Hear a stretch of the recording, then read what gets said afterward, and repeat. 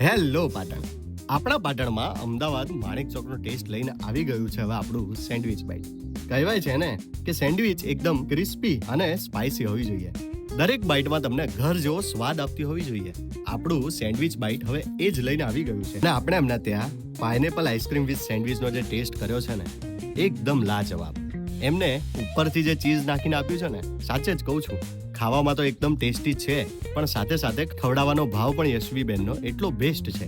અને એના પછી આપણે આજે ટિક્કા પાઉં, જે આપણા પાટણમાં તો ક્યાંય મળતું નથી, પણ એમને ચાલુ કર્યું છે. એકદમ બેસ્ટ કહીએ ને કે અમદાવાદ માણેક ચોકને પણ ભૂલી જઈએ ને એટલું બેસ્ટ ટિક્કા પાઉં આપણને આજે ખવડાવ્યું છે. આપણને બ્રિંગ યોર બેગમાં ગ્રીન ચટણી કુરકુરે બનાવીને આપ્યા છે ને, તમે જોઈ શકો છો, એકદમ ટેસ્ટમાં લાજવાબ છે.